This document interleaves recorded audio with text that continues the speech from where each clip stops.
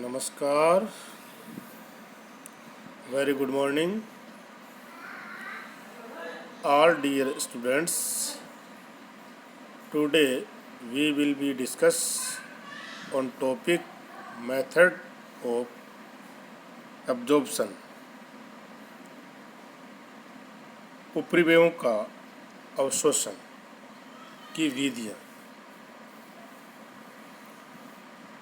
जिसमें आज की जो मेथड है वो है on direct material cost method. On direct material cost method ये एक महत्वपूर्ण मेथड्स है उपरिव्ययों का अवशोषण करने वाली।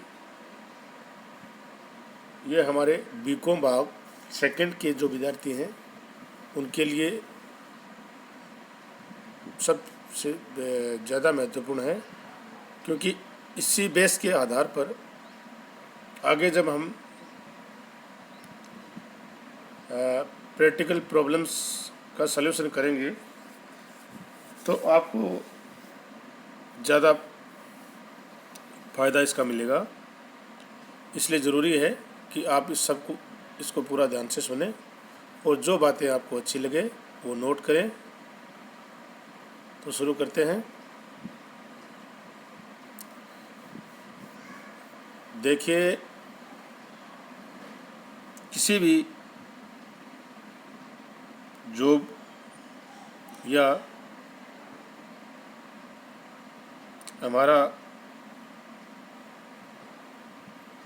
जो प्रोडक्शन हम करते हैं नंबर ऑफ यूनिट्स का,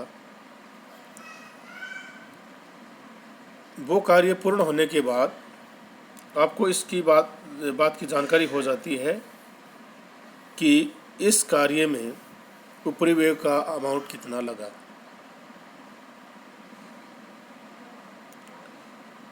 और ये है उपरिव्यय वितरण प्रक्रिया का अंतिम चरण है, फाइनल स्टेज है,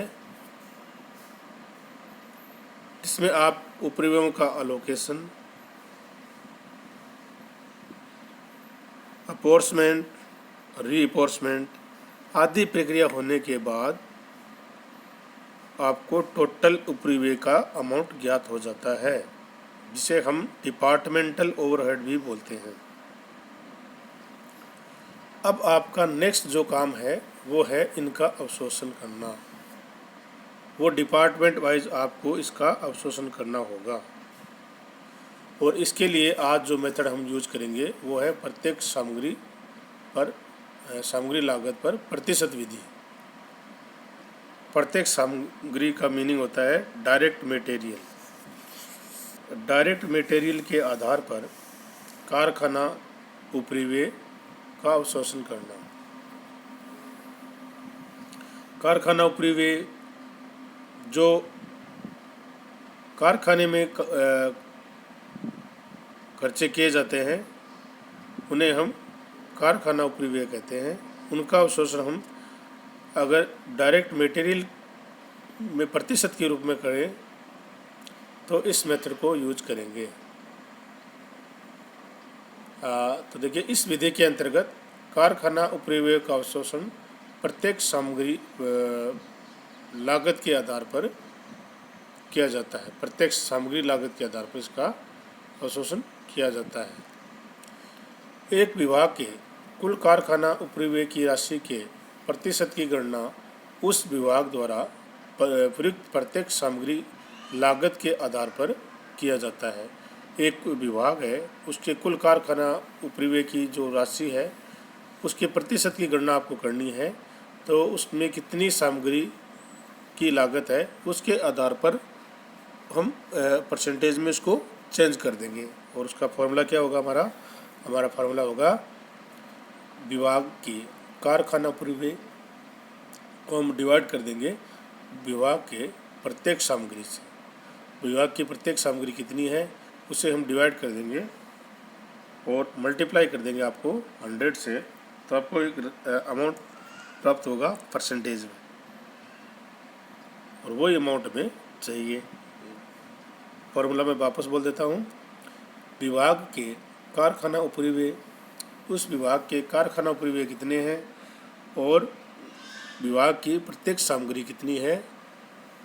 तो विभाग के कारखाना उपरिव्यय को डिवाइड कर देंगे विभाग के प्रत्येक सामग्री से और 100 से इसको मल्टीप्लाई कर देंगे तो आपके पास एक परसेंटेज में फिगर आ जाएगा। उस फिगर के आधार पर हम कारखाना उपरिव्यय का अवशोषण कर सकते हैं। प्रत्येक सामग्री पर कारखाना उपरिव्यय की अवशोषण दर आपको प्राप्त हो जाती है। अब इसको एक उदाहरण के माध्यम से समझते हैं। आपके पास एक उदाहरण आ रहा है, स्लाइड में देखिए। उदाहरण है कि यदि किसी विभाग द्वारा प्रयुक्त की जाने वाली सामग्री का मूल्य 20,000 रुपये, कितना है? सामग्री का जो मूल्य है वो है 20,000 रुपये तथा कारखाना उपरिव्यय 2,000 रुपये है। कारखाना उपरिव्यय कितना है? 2,000 है। तो कारखाना उपरिव्ययों के अवशोषण की दर प्रत्येक सामग्री पर कितनी होगी? वापस इस फॉर्मूले पर चलते हैं। ये हो गया विभाग के कारखाना उपरिव्यय को डिवाइड करेंगे विभाग के प्रत्येक सामग्री से और मल्टीप्लाई कर देंगे 100 से। तो ये देखिए इसमें क्या क्या है। कारखाना उपरिव्यय कितने आपके? ये आपके कारखाना उपरिव्यय हो गए, ये देखिए 2,000 हो गए। अब इसको हम डिवाइड कर देंगे 20,000 से।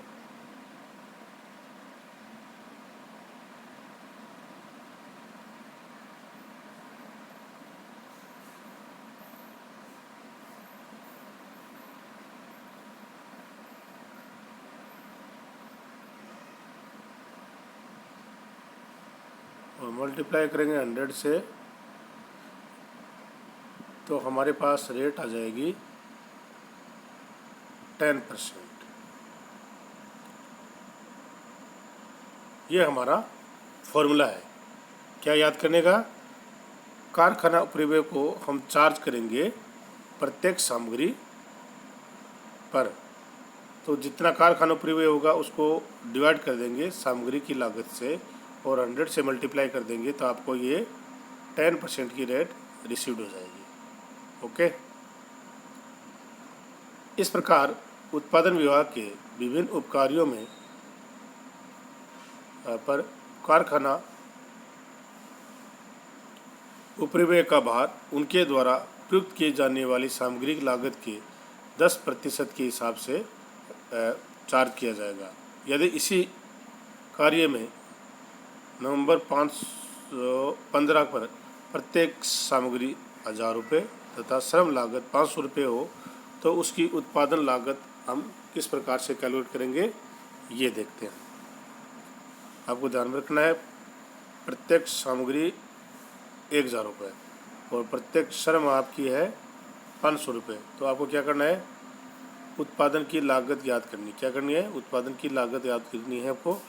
तो इसकी लागत याद करते हैं। इसमें देखिए calculation of cost of production.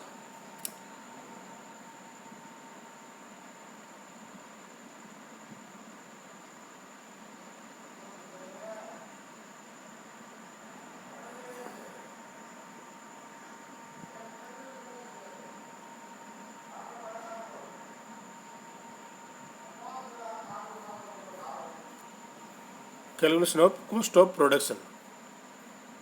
Cost of production calculate करेंगे तो डायरेक्ट मटेरियल कॉस्ट, आपके डायरेक्ट मटेरियल कॉस्ट कितनी है? 1,000 रुपये है डायरेक्ट मटेरियल की कॉस्ट। और डायरेक्ट लेबर की कॉस्ट कितनी है? आपको भी मैंने अभी बताया था 500 रुपये है। अब आपको प्रत्येक सामग्री पर कारखाना उपरिव्यय चार्ज करना है जिसको हमने अभी रेट आपने को बताई थी। ये देखिए ये रेट आई थी आपकी कितने परसेंट? 10% रेट आई थी। तो सामग्री का 10% हम हमारा चार्ज करेंगे फैक्ट्री ओवरहेड। तो चलते हैं फैक्ट्री ओवरहेड। ये देखिए फैक्ट्री ओवरहेड हो गए 10% of direct material. Direct material का 10% होगा आपका फैक्ट्री ओवरहेड। तो डायरेक्ट मटेरियल आपके कितने हो गए 1000। तो नीचे लिख देते हैं अब 1000 का 10% हम करेंगे